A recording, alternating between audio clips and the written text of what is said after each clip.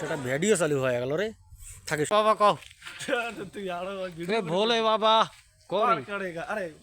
না তোমার সাথে আমি পার করেগা। হাই হ্যালো নমস্কার দর্শক, আমরা শনিবার রাতে বেরিয়ে পড়েছি বলে বাবা যাওয়ার জন্য। আমাদের টিম হাজরাহাট সজ্জনী স্কুল থেকে বের হয় এবং আমরা প্যাদল যাত্রা মানে হেঁটে বের হয়ে পড়ি।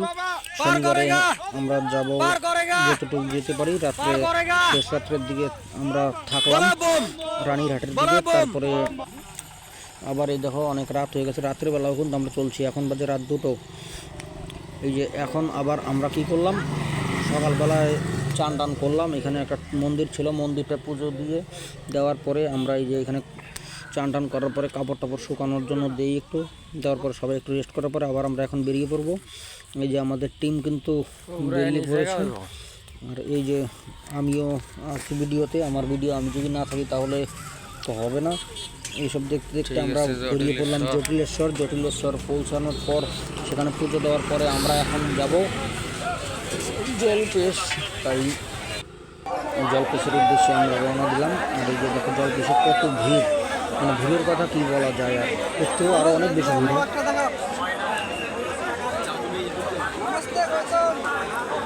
নমস্তে বলে বাবা। আমরা চান করার পরে লাইনের উদ্দেশ্যে রওনা দিলাম। লাইন তো অনেক লম্বা, তাই আমরা লাইনের দিকে গেলাম। এই যে এটা 100 টাকার লাইন, আর 20 টাকার লাইনও আছে। 20 টাকার লাইন আরও অনেক বেশি হয়, 100 টাকার লাইনই অনেক দূর। আমরাই অনেক আগে, কমসে কম আনুমানিক 800-900 মিটার দূরে আমরা মন্দির থেকে লাইন দিই। তার মধ্যে জোড়া জোড়া তো অনেকেই আসে। বলে বোম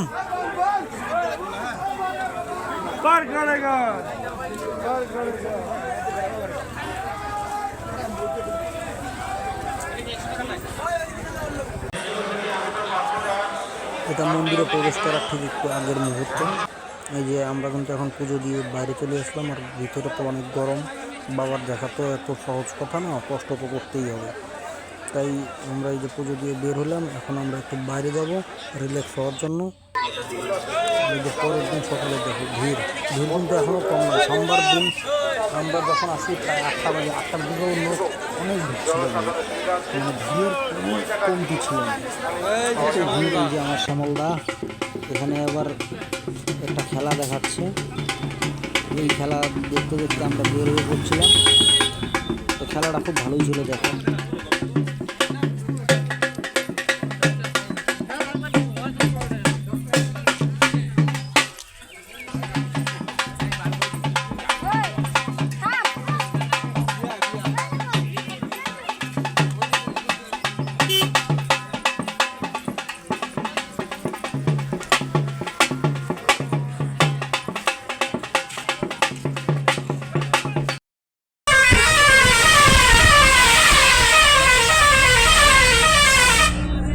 যাওয়ার সময় পা ব্যথা হয়ে গেছিলো, তাই সবাই প্রোগ্রাম করে আমরা বাসে বেরিয়ে পড়লাম বাড়ির উদ্দেশ্যে।